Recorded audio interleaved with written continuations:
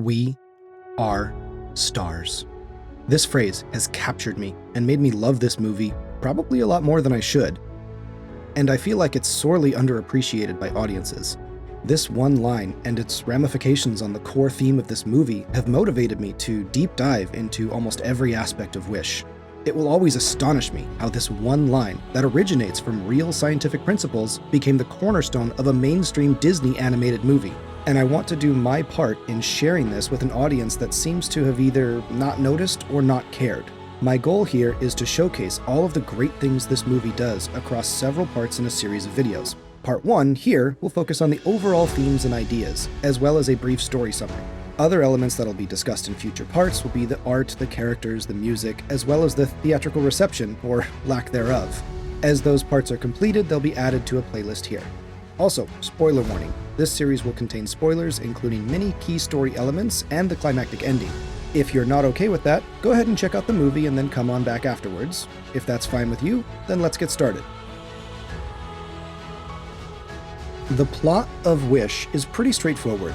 The king collects wishes that people pledge to him, and he takes it upon himself to protect them and selectively grants wishes to people every month.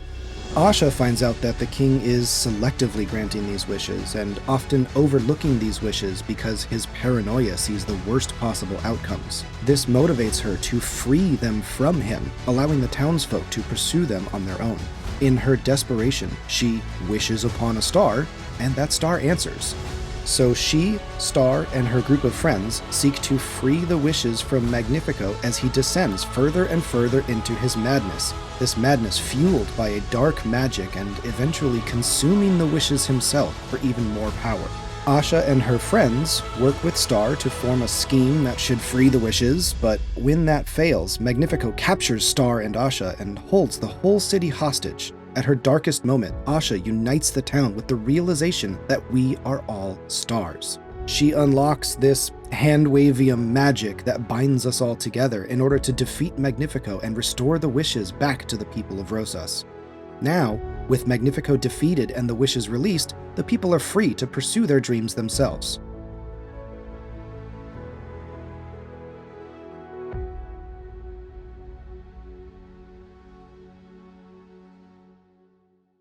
In my interpretation, the movie focuses on two major themes. This freedom versus protection, and we are all stars. While I am way more excited about the second, the first still plays an important role in defining King Magnifico and setting Asha on her path of defiance against him. So let's get to that first. You see, I founded this kingdom so there would be a place where everyone is safe.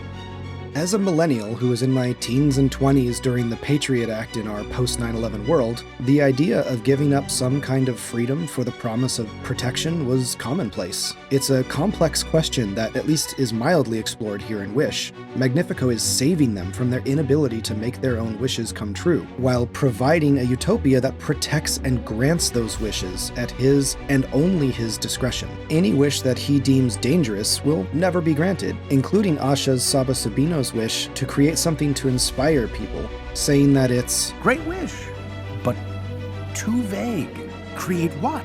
A rebellious mob, perhaps? To inspire them to do what? Destroy Rosas, maybe? We can see here that this is the first seeds of his overreaching paranoia in his reluctance to grant wishes, which prompts Asha's completely reasonable question. The wishes you're not going to grant, you could just give them back.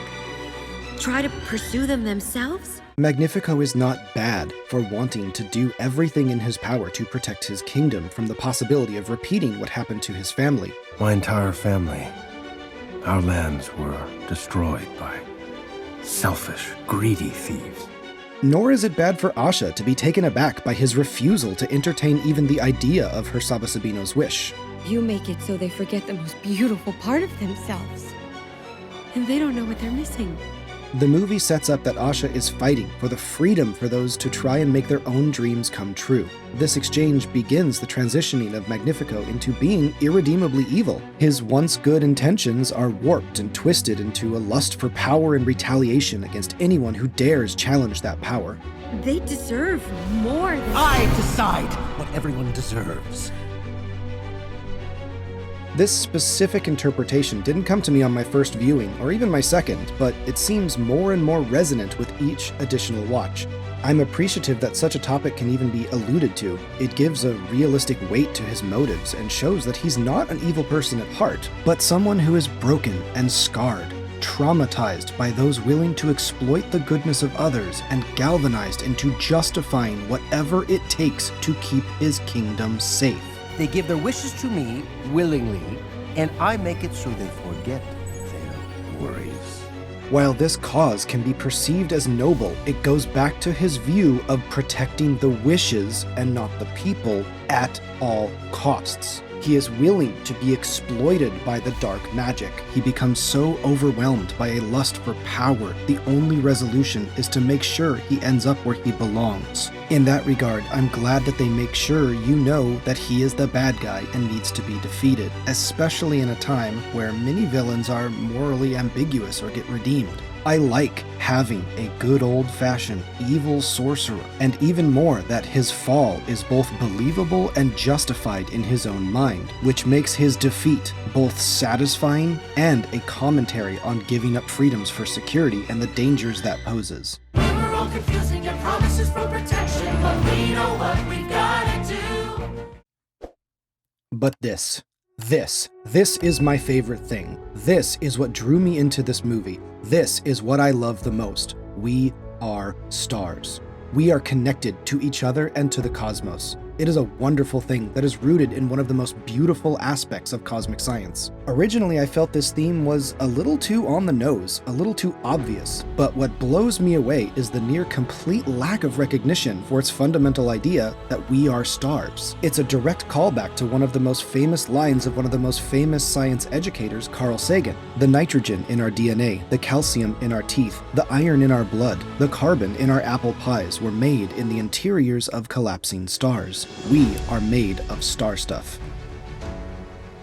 Now, what he was talking about was our literal molecular and atomic makeup, but we absolutely are built from the elements forged in exploding stars. We are all made of that same material. It is an absolutely beautiful way to say that we are connected to each other and to the stars, that a star's magic continues to spark life throughout the universe before us and after us. The lives and deaths of the stars seem impossibly remote from human experience, and yet we're related in the most intimate way to their life cycles. The very matter that makes us up was generated long ago and far away in red giant stars, and these energy sources sparked the origin of life. A star, like our sun, is the basis for spreading life here on Earth. The magic of the stars is one of the core elements to all life as we know it, and I love that. But what astonishes me more is that, of all things, a Disney animated movie uses this scientific principle as the premise for our group of heroes to defeat evil because of their shared cosmic connection. Because the cosmos is also within us. We're made of star stuff. We are a way for the cosmos to know itself. I think the strangest thing about this theme is how overtly straightforward it feels, while at the same time being completely overlooked by audiences. I've always made it a priority to explore and promote science literacy whenever possible. We are actually made of stars is one of the coolest and most impactful scientific revelations I've wrapped my head around when I was in school, and it's something that's stuck with me ever since, knowing that everything and everyone is made from the same atoms and molecules that were forged within a star, from hydrogen to iron, then collapsing and exploding into silver, gold, uranium. I will never not find that fascinating. And it saddens me that the care and effort put forward by the creative team into making this a central theme of the story has gone severely underappreciated. That the very molecules that make up your body, the atoms that construct the molecules, are traceable to the crucibles that were once the centers of high-mass stars. Those stars that exploded in massive supernova, fusing and creating the chemical building blocks needed to create life all across the universe. We're all connected to each other biologically, to the Earth chemically, and to the rest of the universe atomically. That's kind of cool. This connection, this magic that binds us, This spark of a star within every one of us is what Asha calls upon when uniting the town to defeat Magnifico, because we are all stardust. So your dust is my dust? Fantastic!